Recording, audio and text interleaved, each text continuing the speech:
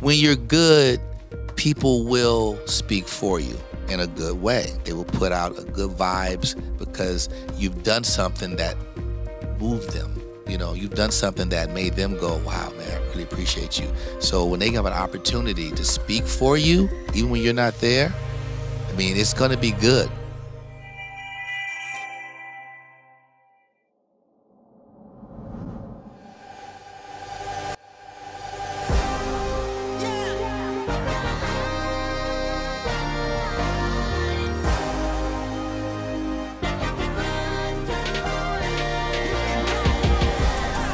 When your back's up against the wall, just know you got a place to stay. I know sometimes it gets hard, but all you gotta have is faith. If you can rise to it, you can rise to it. If you can rise to it, you can rise to it. Yeah. What's going on, family, and welcome to another edition of the Rise to It podcast. My name is Jonathan Hernandez, a.k.a. the letter H. And with us today, we got our boys. We got the whole team. We got Mr. DJ Sal Cortez. We got Mr. Andre Covington. We got Mr. Frankie Leal. What is going on, guys? What is going on? And for you at home, let me wish you a happy 2024. We're bringing in the new year. And before we dip into the new year plans and what we got in store, we got to take it back because we just finished off the Parlier Unified School District tour, touring all of their schools. Now, I know DJ Sal, you were there. Andre, you were there. Celeste is behind the screen today. Frankie was taking the pictures, everything like that. But what was your experience? We hit all of their schools, saw all of their ages, different demographics. What was your experience, Sal? Man, they got a great thing going on over there, and especially with the younger ones. And it's normal. You can see it kind of fade. The energy levels fade with the older kids. But at the very root of it, man, whether it starts at the top with the culture, the student, associate or faculty relationships, they're strong, man, because those kids were all about it. Man. Energy. I mean, those points, we'd have the fun moments where we get them cheering and going. There was some parts where it's deafening, where your ears just kind of mute out because it's so loud, man. It was a really cool experience. And then to see, it was pretty common, man, from school to school to school. The only time we saw a different or change in the energy is when we went to the older students, right, the middle school. But again, that's normal. They get to that age where they're too cool for school. Yeah, definitely. And Andre, what was your experience? I know you were bringing it every single time you were out there. What was your experience? Man, I love the one-on-one, like afterwards, especially when they come up to you. Those are always enlightening. When I'm out speaking to the masses, like, all the students, I saw different phases of it. I saw some were like, is that really him? Like, and I'm just I'm a radio guy, right. And they were able to put the face with the voice, and they were hanging on every word, especially at the lower level. I think at the high school, I think I hit them when I was telling them, hey, I'm just like you, and I remember when I was just like you, and how did I get to this point? I think a lot of them kind of set up and kind of wanted to listen and see, kind of hear what it takes to get to a certain level. And I think I was able to reach them in that regard. And I just try to be me, man, because, when you get to, you starting to talk at them, especially kids, you talk at them, they don't really receive, but you talk with them and to them, they kind of listen a little bit. So it was good. It was fun. And I really look forward to doing it again, man. I think that was good for the city. And the faculty, to have them come up afterwards and say, hey, we really needed this, that also meant a lot. The buy-in that Parlier had from beginning to the end of that tour, the parent conference, I know, Sai, you were at that. Erica Alfaro came down and killed it, as she always does, sold some books, brought out the community in that regard. So we really hit not only just the kids, but we hit the parents, and so it really was a community effort.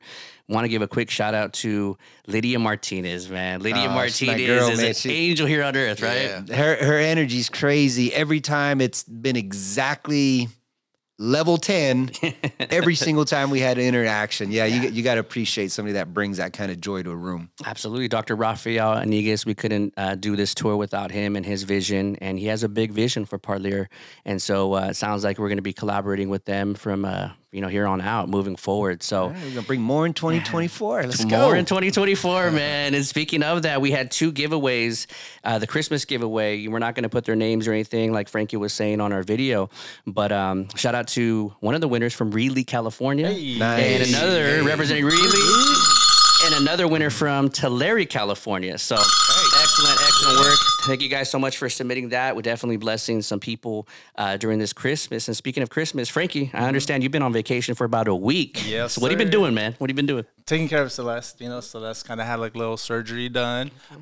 Nothing too serious, but she had a procedure that she had to get done. So she did that on Thursday, right before my break. So, and that was kind of like a planned surgery where, we knew I was going to be home and I was going to be able to be at home and be like Mr. Mom, I guess, for the week. So just kind of taking care of that. Of course, doing like the gift shopping, got to go out and get the gifts for the kiddos and stuff like that. But just trying to take a break too, from all the chaos and stuff like that. But everything's been going good. Yes, yes. And Celeste's actually here. You can't see her in front of the screens, but she's behind the screens. That's some real commitment, man. That's rising to it, the definition. Oh, yeah. She's back to working the cameras, holding her stitches together, pushing buttons. For sure. There's some grunts back there I could hear of. Yeah. Ivy hooked up to the camera. It's like they're running at the same time. Evan could have came out. Evan's at home from break, from college, and he was supposed to come. And so that's like, no. You can't go. You can't do my job like I do it. So. I got this. So, yeah. Respect. So let's pull that. Yeah. Now, Evan's first semester at Northridge, correct? First semester at Northridge, man. And he's loving it. He's doing communications. And he's just having a good time. He has 2 jobs. He works on the production 2 team jobs and school? Yeah. Right. Yeah, right? Yeah. So he works on the production team at CSUN. And that's really cool because he gets to produce events and see how like an event kind of comes together and stuff like that. They had Danny Trejo as a guest speaker. Wow. Yeah. That's cool. So he got to meet, he got to meet Danny, and so that's what he does at school part time, and then he works at a ramen spot in Woodland Hills, and Hey, and he's not in a bad area at all. Not a bad area. He loves the tips and Woodland Hills. Well, if he That's gets cool. unlimited ramen and tips, that's not he so much gets a job. I don't know. Good food. Some good food, yeah. For sure. He should be paying them, right? That's a pretty sweet gig. I didn't have that in college, that's for sure. Also, shout out to Puerto Rico, man. I was out there doing my thing, and it was awesome because the wifey was able to come out. And so Dre was hitting me up the other day, man. How was it, man? How's your experience? And it was great. It was the first time out there. I could already feel the humidity, though, man. I mean, we were hitting this time, and I'm like, I don't know if I would want to come in July, August. And even people that were telling us, you've been out there, Dre, right? Yes, I have. Yeah. So that humidity, you could tell, is already pretty real. I think we're already making plans to go back next year, but around that same time, I think, is the go-to. Mr. International. It was cool, man. We shout out to Eduardo Rey and Dr. Cepeda Hernandez. They showed us around the Albizu campus, and it was more of an intimate like tour after we did the speaking and everything, and showed us around. And that was when it kind of became surreal, man. It's like, dude, anybody from Central California, doesn't matter where you're from, man, you could always dream big and do big things if you surround yourself with better people, smarter people. So shout out to them for showing us the accommodations. Also, man, we got to take a private tour to the governor's mansion. And so it was just Madi and I, and we had a tour guide. And so that was pretty cool. It was that little ghetto in me that was taking pictures when they told me not to take pictures, right? So I got some on my phone. I'm not going to leak them out, but nevertheless, and last but not least, speaking of last but not least, Daddy Yankee's last final concert ever. And so Madi, I think I mentioned it in a podcast before. She's been a big DY fan. She actually has an email like from back in the day that has DY in it. So when we go to Macy's or something, what's your email? She's like, DY at Hotmail, right? Right? But we got to see his final show. Whether you're a believer, whether you're a non-believer, it was really cool because at the conclusion of his phenomenal 2.5 hours of just bangers throughout the entire show, he actually devoted his life to Christ. So I was like, whoa, it was cool to actually be there in person and catch his final shows. I think he did 4 to 5, 20,000 people a pop at the same arena. Oh, wow. And finalized it in his hometown. So that was really special, man, to be there, all his production. Man, yeah, that boy is legend. Yeah, he had to get that bag on the way out. That's a big bag. That's a big bag. Yeah, he ain't playing. That's cool. I'm curious, when you were on the school campus, was it fully operational at the time that you were there? Did you go like during class time? That's so it was already during finals, man. So you could see the red in the eyes from the students, just like over here. Did it feel familiar to a campus here? It did. You know, what was really cool because I wasn't so nervous. They made me feel really welcome there. But I would say that the commonalities Exactly, man. It was like over here, the students are just, they're running on empty at that point. They're looking at not only the students, but the faculty alike, man. I think that's even worse sometimes where they're just like, I'm ready for some vacation. And so they get a good, I think about a week and maybe a month, a month and about a week and 2 weeks maybe of vacation. So they do it really well, but you could tell everybody was kind of ready to have that vacation. Just like I'm sure Frankie knows, man, around this time. Yeah. So yeah, a lot of commonalities. They struggle to students with a lot of the same things, identical things that we have over here. So it was like coming to home, just with a lot of sunshine, right? So I'm not gonna complain about that. So yeah, shout out to Puerto Rico, really, really, and shout out to Albizu University for showing us a really, really good time, man. So I will show the pictures here. If you're listening to this, make sure to check it out on YouTube. We'll check out some pictures and pictures of the tour as well, because that was great, man. That was great to give back in that way. Maybe just a quick shot of the DY concert. Yeah, all right, you'll have to do that for sure. sure. Extra. You're gonna see me like my shirt off, we're winding it up, right? So it'll be all good. But I was screaming, man. I love that dude. Marty got me into his music. I love the production. He does a lot of his own production, so I appreciate that. But as far as a full-on production on stage, like I've never seen an artist video like that. clip you sent me with the like literal cars in the sky, going down around the you can't even understand it until you see it. You have to see it, yeah. So we'll post that for sure, man. And so we got a lot of plans going into 2024. More in 2024 has been our theme.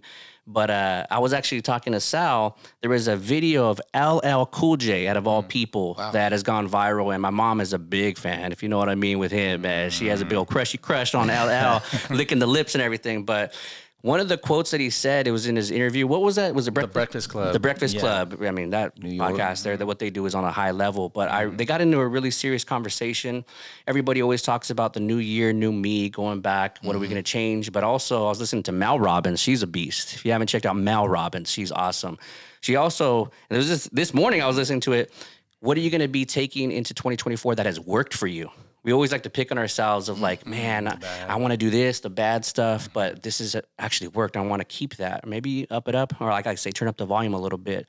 Well, LL Cool J was saying in the interview, ultimately, there's a difference between a nice guy versus a good guy. And so he explained, and we'll actually put the audio clip. Actually, we could do that right now. So, people always ask me about that. Look, I always tell people I'm not a nice guy, I'm a good guy. There's a difference. You know what I'm saying? Like if a little old lady is walking down the street and some guy grabs a pocketbook and you grab the guy and break his nose and break his arm, you're not a nice guy, but you're a good guy. You know what I mean? So there's a difference. So in life, it's all right to say no. You know what I'm saying? I'm not in this to be nice. I'm in it to be good. You know what I mean? And so that goes back to your people pleasing. I'm agreeing with you. That people please, like you don't have to please people. What it is you put your oxygen mask on first, then you help the person next to you, right? So it's the appropriate selfishness. You know what I'm saying? And so as you can see, LL Cool J, when he's talking about the nice guy versus good guy, it made me think critically. It made me think about the people that I assume to be nice, but don't necessarily know if they're a good person. And so this is like what I want to take into 2024 is identifying those traits. And so I'll just give a quick example. We don't want to punch out any names in a negative manner. But my wifey, she was having lunch recently with one of her colleagues. And so this is before Frankie really got close, and Celeste. And Marty and I referred somebody for her wedding services. Well, it didn't go as planned, okay? And so when you refer some people, sometimes it's like, right? Your name's on it. Yeah, your name's on it, bro, right? The same thing go for students, and Frankie, he knows that too, but with letters of recommendation. But it didn't go as planned, and in fact, they didn't get their product delivered to them until 2 years later. There was no apology. There was no refund. There was nothing that was given. And there was actually missing products that they paid for, they asked for. The same thing happened again to somebody that was close with me. And I referred that same person. Again, this is before Frankie, because that would have been an easy alley-oop, like, hey, Frankie, I got you, when we do that. But Wait, it happened when you referred again. the second time, I'm just putting you on the spot. Yeah, Did you know the first time happened? I didn't know. I didn't know, because I don't really That keep makes in contact with this Right, person. right. In the community, he's pretty well known. He's a nice guy, appears to be a nice guy. I did not know. I mean, I would have immediately stopped. In fact, you guys know me. I probably would have called that person. Be like, hey, you got to I have no clue what happened, but you need to get on that person. Like, I would have done that. But it was 2 years later.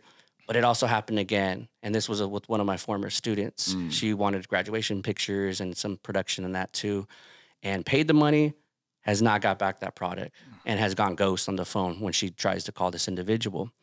But again, nice versus good. In the communities, Dre, we've talked about that. We know a lot of the same people, right? And so like when I was at your wedding renewal, it was beautiful, by the way. It was really cool to catch up with a lot of, oh man, how do you know Dre? We go through those stories. But I feel it takes time to build that rapport and to build that good versus a first impression, which could be misconstrued as a nice person, right? And so me and Sal were talking before this podcast. I know you've been in business and killing it with Bliss Events Group. There have been times perhaps where you've messed up, but you made it right ultimately because you're a good guy. First impressions, you're going to be a nice guy for sure. Right. But you're also a good dude, right?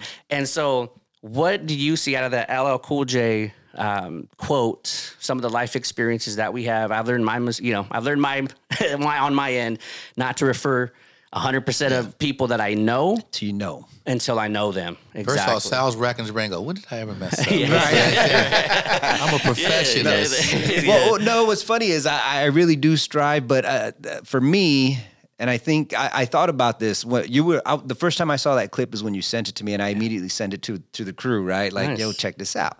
And I started to think about it. So I sat there and I kind of marinated in that little video, and I thought, yeah, that is something. So for me, good and nice are now they're two completely different things. I never really separated them or thought about separating them. But I think the good is more about your character, right? Your morals and how you react to things. So your actions. Nice. Anybody could be nice. You can be somebody at a cash register. Right. Say, oh, they were nice. But you don't know if they're good. They could be, I don't know. They could have just got you for an extra $10 that they put in their pocket, right? So nice and good definitely aren't the same thing. But again, it never stood out to me. But I didn't even think about it. The story you shared with me was we were heading out to go. I was on my way in the van to go do an event with you and the crew. What was it, in Madera? It was in Madera, yeah. I remember, I'm hauling 80, fast lane, 99 heading north, and the van just turned off.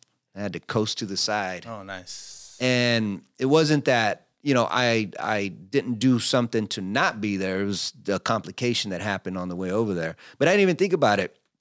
Let me see what I could do. Made some phone calls. Shout out Deco, DJ out of the Fresno area. Yeah. Hollered at him, and I know he hightailed it out there to finish the production as I was stuck on the side of the road trying to figure out what I was going to do. I also learned from it, so I changed how I move for another scenario that could pop up like that, right? Gold status, AAA card. So now what you do is you get the tow truck to put it on the truck and then take the van to the event. Nice. So now the van is there with all the equipment, you figure out the rest. But that taught me to set that up so it'll never ever happen again, number one. But number two, in that moment, I could have been nice, right? Yeah, thanks, man. But sorry. Right. And I didn't really think about that as being a good thing. It just felt like something that you have to do because the obligation was on me to be there to fulfill this service. Right. And But so Sal talked about a gold standard, but he has a gold standard of value as a person. So I'm going to give him some love right there, man. Appreciate it. Because again, your instinct was, I need to make this right. I can't make it. There's no way in heck I'm going to make it to Madera right now. Let me call some people. And you called multiple people. Deco was just like, yeah, I could do that. Short end of the story. I know his wife. So we were in the same doctoral program. I didn't know that. Wow. And so when he showed up, I was like, hey, I know you, man. I've seen you in some pictures, bro. Yeah. Again, world's small, man. Right. So we're all connected somehow, some way. Yeah. But again, good and bad, or good and nice. It's 1,000%, man. For me, it really comes down to your character and your actions. That's what that'll make you good. For sure. And even if I've known some people that weren't nice, but they were good people. Good people. Yeah, and I've always said I could get along with a not nice person as long as you know they're not nice from the get-go, right? If they're just short, they're curt. Usually those tend to be the busier people that are, get stuff done. I could use more colorful language for that, but for sure. But you know that they're always doing the right thing. They're always fair. They're always in the middle of the road.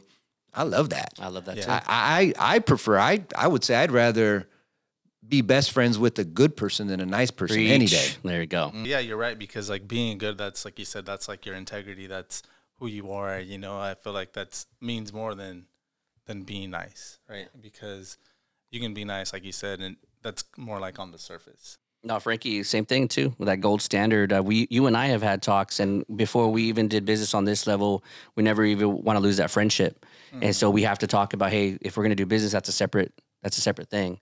But also, these are the standards that we've set. Frankie set them, I've set them, and so it's like we had that conversation. I remember at Kettleman's and Sound, we're having a nice steak, right, with Celeste, and we talked about the goals. And I'm going to be honest with you guys too. I told Frankie naively there was one thing that I specifically, will keep this between us, but I think you know what I'm talking about. I said, oh yeah, that'd be easy to do that. Well, I thought it would be easy. Yeah, I genuinely thought it would, and then it became more difficult, and I had to just apologize. You know what? It's not as easy in that element that I thought it would be. But that's, again, that for me, and I'll just pick on myself completely, self-awareness right here. I may not come off as nice sometimes because I'm so direct. And we live in a society also where directness, again, I understand it's what you say, it's how you say it. But when people are asking for advice and you give it to them direct, like I grew up with a father that you guys all know and are familiar with. Like he's extreme, and Sal really knows because his wifey actually took classes with my dad. Right? So, I mean, some of the things that he says, I'm like, yeah, you would get arrested for that, man. Like, you know, like having kids go run laps if they're acting up or whatever. I wish I could do that, right? Tell a grown 6'7" basketball player, hey, go run a lap. You go run a lap, right? But nevertheless, I come from that. I'm not making excuses. I understand that. So if somebody's like, man, kind of intense, kind of direct, I get that and I own that. But at the end of the day, I'm like, let's have those uncomfortable conversations so we could prevent some of that mess, because I don't want to be ever looked at as not a good guy.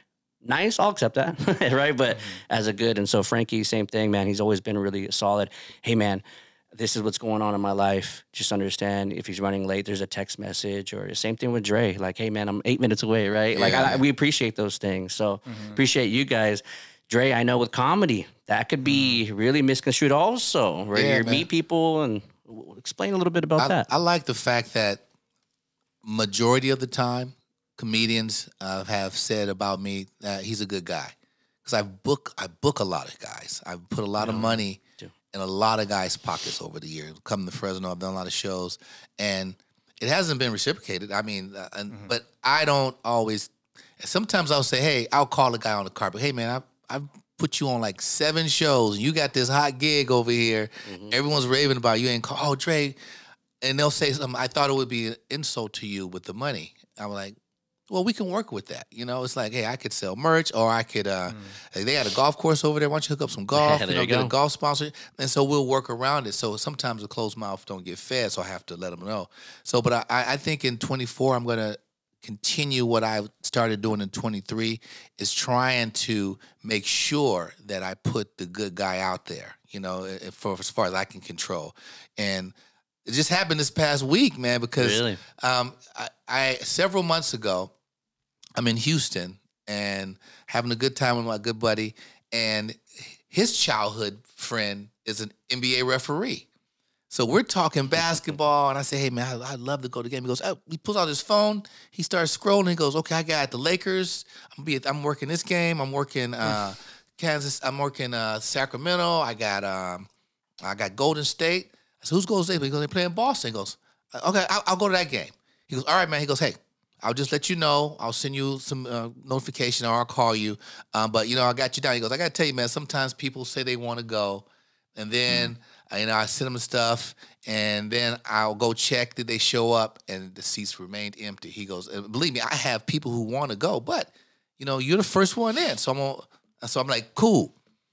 Months go by, and I get a text notification, tickets, game. I'm like, oh, this is Monday. The game is the next day. But he told me the date then, but you know, and I go, oh man, I did put it in my phone, but it didn't notify me because the day hadn't gotten here yet. So my phone would have notified me on Tuesday that the game. So I'm like, oh man, well, I gotta go.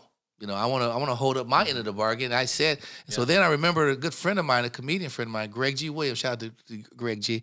He's a Warrior fan, and he went to a game and, you know, unbeknownst to me, bought my son a T-shirt. Gave it to me. I gave it to my son. It was a Golden State Steph Curry shirt. It's a little big on him, but he likes it. So I said, man, I told him, I said, hey, if I ever get some tickets to the game, man, I'm gonna call you. I get the tickets. I call him the day before. Like he goes, wow. He goes, dude, I'm there. Like, no problem. He goes, I'll drive up. We'll jump on BART. We'll go. I'm like, cool.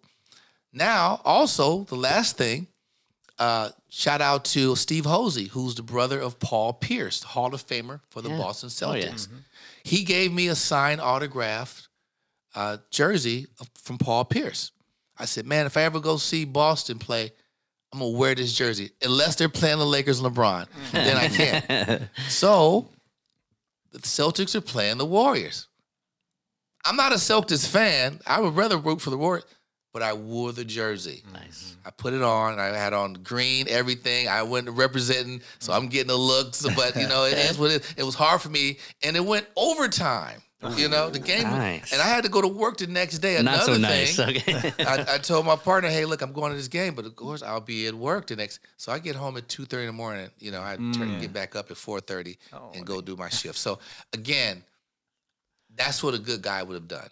Everything that I just named there, a good guy would have kept his word. He would have did that. He would have made sure that he took care of his priorities as far as having fun and then have fun and then shirk his priorities. So I did everything. So I want to not only pat myself on the back for that, but say, hey, just learn from that. Just go, hey, continue that movement in that direction, because if you do that, then, you know, people will see you as a good guy. And you don't have to go out and like I'm doing now, go, hey, I'm a good guy, because it's just for the podcast. But at the end of the day, the best feeling is when others tell you you're a good guy, not you saying, hey, I'm one of the good guys. You ever guys say that? Hey, wait, whoa, I'm one of the good guys. Like, really?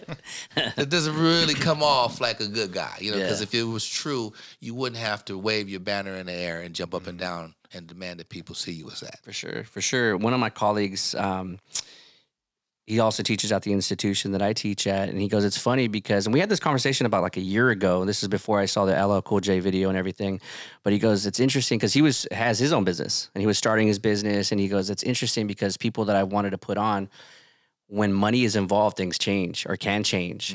And so he's like, I feel that, and he was kind of more or less saying what we're talking about in this podcast.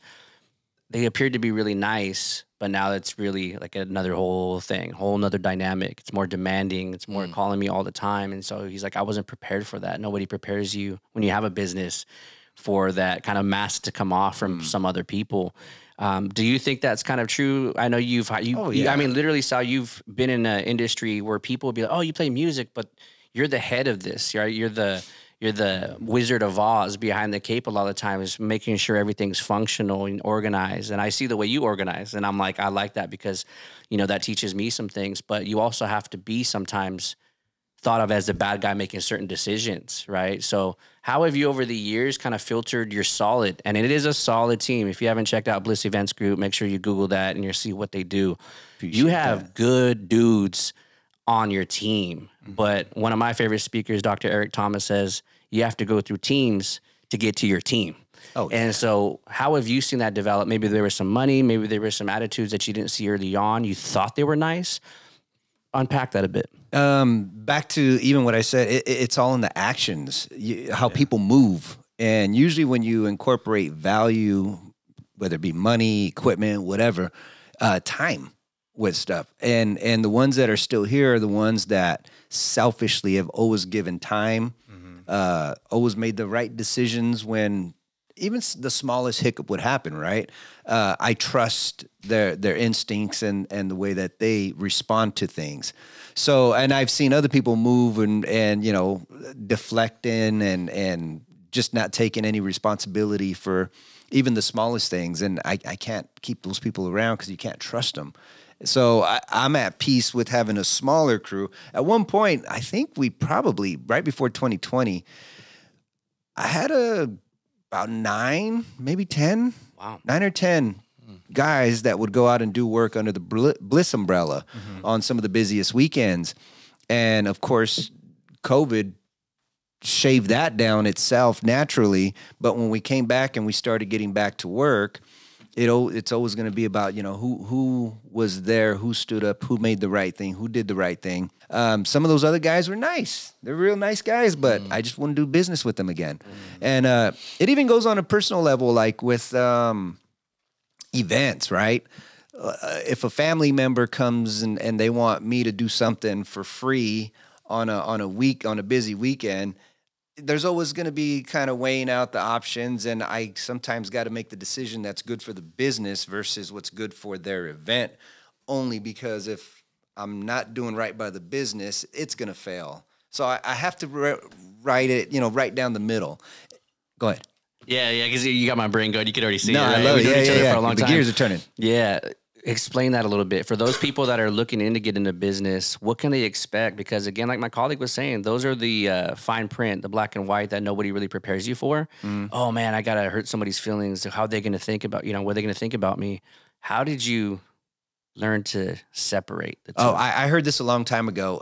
Somebody was explaining that when somebody sues somebody, the best outcome of that case, both sides of the party are not going to be happy. Because if one side's happy, that means, woohoo, we won, we got the bigger piece of the pie. If the other side, same thing. But if it's literally right down the middle and fair, both sides are like, yeah, that's fine, right? They're not really, they're not too excited. It's just, it is what it is.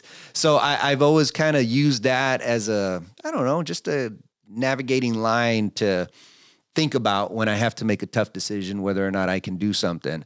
And then there's some things that, I'll tell you this. I did a wedding for a couple 2 years ago. Really cool couple, Bay Area. They got hyphy turned up. Hey. It was a solid, good time. Within the last 2 years, I want to say it was probably that night, she got pregnant and then had the baby. And then the baby developed some serious form of cancer. Now, it's sad, man, that they lost the child about on the 13th of this month. So very recent for them. And he reached out and he's like, hey, man, we got to put together some stuff, but we want to hire you. We want you to be a part of the celebration of life, and we need music. And for me, it was like no brainer. I shut everything down. I want to be there to be able to provide whatever we can, to be there for them, just in that state. And I can't even imagine, not even a sliver of what they're going through, but anything, we can do that we're able to do to help in that scenario. I mean, to me, that's different than somebody saying, hey, I need a DJ over here for my birthday. Can you cancel that event and come do this? So again, there's always going to be different factors, man. There's no black and white. Dre, I know for you, like working with all these comedians, over the years, there's some times where you have to not invite somebody on a bill. Actually, we and Dre, when we were doing comedy shows like in the college circuit, there were some times where Dre's like, I think this person would be best. And it was no disrespect to that comedian, but it was just better suited. And Frankie, I'm going to talk to you about that because for your lineup, Frankie, if you guys don't know, does big time comedy shows in Fresno and puts those together. And I've heard you use that language. I think this lineup would, just like we do in Rise to It, in elementary school, I think this component would be better.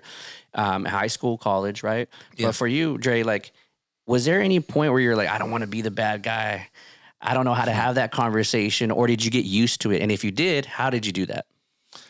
I got used to it because I know a lot of comics for over 25 years, and I know who has the beef. I know when it started.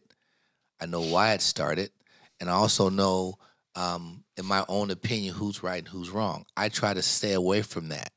What I will do is I'll reach out to each individual and I'll say, hey, look, I got this show, and I would love for you to be on the show, but hey, just know that this person's on the show as well, and I know you two have got a problem. How can we circumvent that if possible? There's been times they say, well, I don't want to be on it. And I'll be like, all right, well, I'll get you on the next one. And there's been times where they say, hey, I really need the money.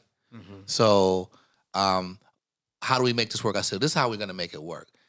We're going to have a set, who's going last, who's going first. Everything's going to be in the contract. So when we get there won't be no hesitation or why he closing, why is he, how much time is he doing? So we're all going to know going in. And then there will be a penalty put in place if there's a problem. Like if, you go, like, I'm going to make him work, so instead of doing 30 minutes, I'm going to do 45, 50, and eat up some of his time. Well, now you got this dude pacing and go, how much time is he going to do? Well, don't worry about it, dude. I'm taking some of his money and I'm giving it to you. Wow. It's already in the contract. So they know that, and I never had any problems. Dre's saying that he has a system in place, just like for Sal, for you. Like, I had no clue, but this is the first time I've ever heard that. It makes sense, though, right? Everybody's coming in on a clean slate. You know exactly what to expect. Because, see, being a comedian, I know how that works. The psyche. You know, I've been in that position where I was a feature and I wanted to be the headliner. But then the club owner was telling me, oh, that guy's funnier than you. Like, okay. So now I'm going to go a little over my time. Sure, he's going to chastise me a little bit, but now I'm showing him, hey, man. And then the headliner's upset. And then, but the club owner's seeing it, but he didn't have anything in place to combat that other than, hey, man, what are you doing? You went over your time. Oh, my bad. Mm-hmm. I put something in place. It's going to cost you. You know, literally, right? Guys don't want to lose money, you know, so it's a decision they have to make at that particular moment. And then it also makes the headliner feel a little less easy. Be like, hey, he can do another hour as far as I can. I'll get his whole check, exactly. you know? Exactly. I'll do 10 minutes and take all his money. So it makes them, they're not even pacing now. They're just sitting there going, time's ticking. Yeah. My bank account's getting thicker. So it's how you got to approach things sometimes. And I think being in the game, and again, I know how far back these beefs go, man. I know. And I've actually gotten guys to squash it. We've done shows, and hey, man, let me talk to you both, you guys. Like, how long have I known you? How long have I known you? And then we sit down and we talk about it. And I go, I'll tell you guys what I heard. Okay? This is what I heard happen. And then he goes, yeah, that's what happened. He goes, no, that's not what happened. Well, I tell him what so now we're talking it out. Next thing you know, it's not even closely like what happened. And it's all over the place. And then they're like, whoa, dude, I thought you... Then it's like, oh, my bad, bro. Hey, let's squash this, man. Let's move forward. And that has happened a couple times, man. Yeah, that's tight. I got two things with Dre. Yeah. We don't have any. Well, Erica's not here right now, so I'm sure she would have a different perspective. Guys could easily get over some drama if they have some communication. A lot of guys. I'm not saying all of them. Female's a different story, right? Like sometimes you hear women, they're like, man, it's just like third grade, man, right? I'm like, let it go, man. You got kids, got a beautiful family. Man, things would have been different, right? I'm like, you need to chill. But Dre, I knew Dre was a good guy because we were doing shows and stuff. And at that same time, critically thinking like, okay, because we're doing shows or because we need you, is he really in like the good guy that I've heard he is? But I also have heard Dre early on say, you know what? I think Kabir Singh should be the headliner. He's killing it right now. And I'm like, whoa, I think Kabir should go on first. And we did the show in Delano, and Sal was there, actually. I don't know if you guys remember. This was back in the day. And that was so humble of you to say, you know what? Just for the sake of everyone's experience, I think he should go last. And I was like, that's really cool. Because in my mind, I already had Dre, last. And just I wanted a quality show. And so I think that's really, really cool of you, man. A lot of people won't know that about you, too. It's like, you know what? I'll humble myself. This person's killing it right now. It's their time. Let them shine a little bit, right? Yeah. I love that, man. I love that. And so, Frankie, I know with your shows, too, we've talked about it before podcasts. Right. Ironically, sometimes you have to be the bad guy. Sometimes there's people that hit you up nowadays. Yeah. Hey, how come I'm not on that show? And immediately, he's not a nice guy. I've never heard this, but he's not a nice guy. Or like, people get bent out of shape. So what's up with that? That's one thing about me where, being good and being nice. I feel like I always try to be good.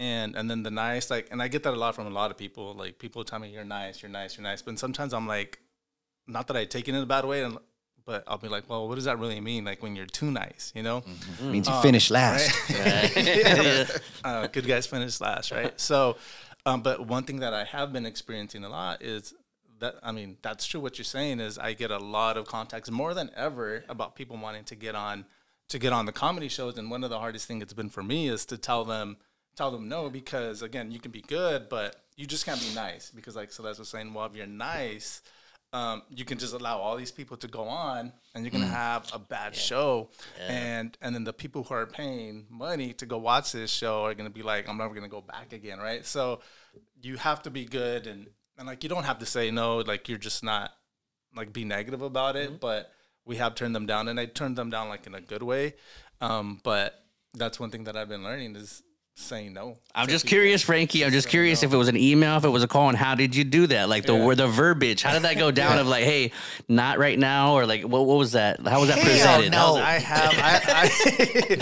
have a lot of them in my text, and I'm going to show you after because I don't want to take up too much time. But luckily, it's been all like messaging, where for me that's easier than versus telling a person like straight up, like no, like to their face, Again, at the end of the day, we're putting on good shows. I'm being a good person by not allowing you to go on there and like allow you to bomb or whatever. You know, so in a way, like I'm being good, you know, but can't be nice all the time. That's the toughest part, telling someone that you know, hey, nah, it's not working. Like I've had guys come with like a headliner to Chance here, other place, and they go, hey, Drake, can my guy, he drove with me, can he do 5 minutes? And I go, okay, I'll put him up on the first show. And then he doesn't do well. And he goes, well, can you do the second? I'm like, no, he can't do the second show. You know, I'm just, you know, and next time I'm probably going to tell you no, because that's who you brought. That was your one chance to. And there's been some guys, I let them do 5 minutes, and they did really well in the 5. And I gave them more time on the second show. Hey, man, you can do 15. Matter of fact, I'm going to put a little money in your pocket. I thought you were definitely, you know, the fact that we got you, that's just going to make the show better. I'm going to do less time. Instead of me open up doing 20, I'm going to do 10, you know, and I'm going to give you like my 10 minutes with the 5. So now you got 15, and I'm going to pay you. That money that I'm paying you is coming out of my pocket. But who's going to win? The audience. Yeah. So sometimes you got to, you know, you take one for the audience because you want them to leave and go like, man, I thought it was going to be 3 comics. It was 4 comics, and man, and all of them were good. So that's just a better show, and your exit convo is going to be a lot better. So I'll take one for the team all the time. And that's just you being a good person too at the end of the day, right? Because I went back and listened to that podcast, and I put it on like speed 2.0, like, you know, like I doubled it just because I don't want to sit there through the hour. I just wanted to hear it real quick to see what they were talking about. And Cool J did talk about like just having the love and the passion for music, and why he really didn't do it for the music. At the end of the day, he created Rock the Bells, and he allowed all these people to come on board, and they're like stake owners to Rock the Bells. And he was saying, I could have been a pig and like taking all this money myself, but instead I'm giving this money to all these other people, right? And at the end of the day, he believes more like in the product and the music, and everybody wins. And that's pretty much what you just talked about too, was you were looking out more for the people, for the show as a whole. Yeah. So at the end of the day, you win, the comics win, the people win. But let's just talk about the future shows. I'm going to go back to Dre's show because it's a great experience. So the people win. Sometimes with our comedy shows, we'll make good money, and sometimes we walk away with a little bit of money. But we're not looking at it, and like it sounds cliche, but it's not really about the money. Stay right there, man. You know? So you're on something right there. Yeah. Talk about that. So you're making a lot of money here, quality show, but you're not making so much here. But it was a quality show. So what's the mindset? Because a lot of people don't understand that. They're like, oh, man, it was a failure. I'm looking at everybody. Everybody had a good time, man. Explain that. Yeah, so you got to look at like the entire picture, right? Like as a whole, we've done 14 shows. So if you add up the 14 shows, it's like, hey, it's been a good run, right? Some shows do better than the others, but you got to look at it as context, as a whole, and not just like one show, because one show could bring you 10 more other shows, and you could build like a lifetime of guests or fans, people that are coming back, not to see a comedian, because one thing that we're trying to brand is you're going to come see funny. You're not going to come see so-and-so. You know what I mean? So we try to build like a collective of talent to where, you know, you come to the show, you're going to get your money's worth per night. So you're saying that you have consistency in your shows. That's right? What it's about right there. Yeah. And I think that when people are consistent, like Sal was hitting on towards certain people, and again, I'll throw my dad in the mix too. I love him so much because he was always consistent. Like there was when Marsha, I don't know if you remember this, we did an event at Fresno State University. It was right before COVID, like 2-3 days right before. We did it in the Satellite Union. So it was big. I was teaching future teachers, and you got my dad. My dad was there. And so you're like, hey, I got to get a video. I still have the video saved. Oh, yeah. So my dad, I remember this. He had some practice in front of the camera. He did the head tilt. He did all kinds of, he's using his hands. I was like, he's way better than me, like on a first shot. But he goes, hey, what's up, Sanger, or whatever. And Marsha posted it. I still have, I'm going to show you after this. There is like 75 comments. Wow. Mr. Hernandez, man, what's up? Fire. Like, he still looks the same. I remember, and they're basically saying the physical abuse that he had to do. I remember he had me do the magical chair. I don't know if you guys know that you have to like lean against the wall and like you basically have your legs buckle. He's famous for the duck walks. He would have him do duck walks. If you don't know, Google that. Wow. Like he would have him do some stuff, but at the end of the day, it was the consistency. They were like, he loved us. Like he did that because he really cared for us. Like he wanted us to do better. Now, can we do that nowadays? Yeah, you'll probably be in jail, right? Or be fired for that. But Maybe nevertheless, some states you could still get away with it. Yeah, true. The consistency was there, and I think, especially in that generation, they appreciated that. Like, he really did love us, though. He did really pull us to the side, and they still keep in contact with him, man. So I still have that video saved because I'm always looking at it. I'm like, man, just that love. That's cool. But not so nice, right? He did it in not so nice. And I would say I'm kind of the same. I'm going to, again, pick on myself. In my doctoral program, we have to find an advisor, one of the professors that you gel with. And unfortunately, our cohort, we really didn't get a lot of time to just network and really meet our professors on that more personal level. So we were in a crunch for time. And so we needed to pick an advisor. And I'm going to shout her out because I was in shock, but I wasn't in shock. So let me explain. I go up to her. I set up a meeting. Dr. Susana Hernandez, shout out to you. I'm going to send this to her. I go in the meeting and I go, and I give her my pitch. Like, I think that we would work good together. And she just looks at me and she's like, yeah, nah. Those are her words. Those are her shit. This is the first word she says. She goes, you're kind of intense for me. Like, when you get locked in, she's like, you joke around so much. But then there's this intensity that's explosive. Yeah. And I don't know if I want to. And I was like, and I'm going to go with the DJ Sal. At that time, I was thinking of some words that are not so Christian. I'm a believer, right, man of God. But nevertheless, I was like, how dare you? But it really took me about 30 minutes to kind of just settle down. I'm like, man, I appreciate that because you guys have had to say no to people. And it was like, you know what? It wasn't the right vibe. Well, that's what I'm saying. It depends on what side of the situation you're on, how it feels to you. Right. But if you're able, and this is where I think a lot of the character part comes in, right? You just fly off the handle and get bitter about it, or you could step back and really kind of, that makes sense. Right. Yeah, I mean, and for me, early on in my career, I would have been upset and probably still mad to this day. But over time, we all have traits. We all bring new elements, like Baskin Robbins. We all bring a new flavor to the mix when we do these events. Erica as well, Gustavo, G, my man G, brings that element too. Oh, man, yeah. All of us, man. I mean, we are all different, and we all have our own lanes and we respect each other's lanes. But we all are self-aware, I believe. It's like, hey, if Goose wants some more time, Dre wants some more time. I didn't know how Dre would do with elementary school kids when we first started rocking together. And I'm like, oh, man, he's killer too, right? Yeah. And he's able to, and again, I think the life experience that you've had, you can't really duplicate that. Like, that's something that you've had. You can't try to practice. You're practicing on the fly. It's personal for you. So yeah, you're learning as you do it, but you got an idea what you want to do, but you got to, put it into motion. Yeah. And now you see what we're doing, the motivational speaking. It's like I'm inundated on my social media platforms with people saying, "Hey, looking for motivational speakers. Hey, we'll hire you. Make $75,000 engagement." I mean, it's just they're everywhere now. It's like so. It tells me that there is a demand for it, but yet and still, like everyone can't do it. I saw this play out in comedy.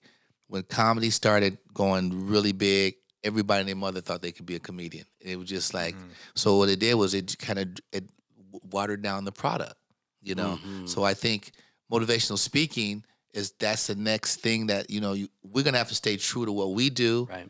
And make sure that we get across what it is we're trying to do and hone in and stay focused on what the goal is, because it's going to come now. A lot of different versions of what we're doing is going to start coming out. Yeah. I've seen this play out before. So, and then people will say, "Oh, I can do it, and I can do it for this amount." They're going to all try to go low. Then the product's going to suffer. It's going to take a hit, like anything does. So let's just stay true to what we're doing and not worry about that. And I think always that cream always rises to the top. Right? Rises to the top. We need to make a shirt of that, a T-shirt of that. I like that.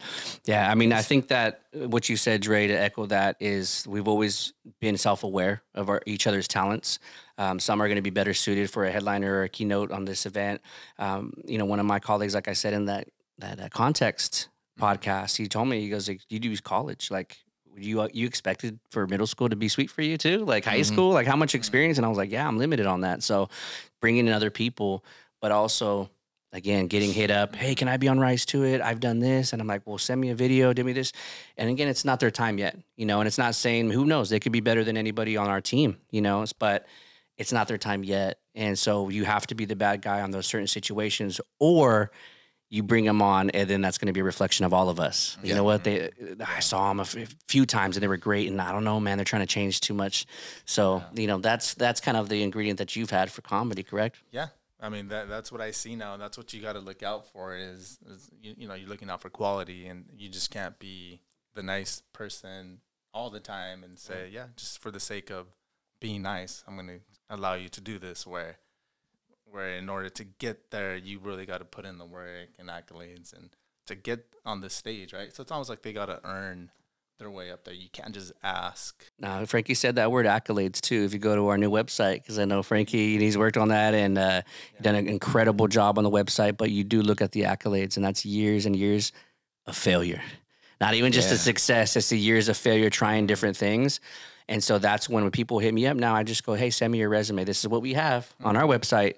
Do you have something that looks similar to that? And usually it's not. And again, it's no punch at them.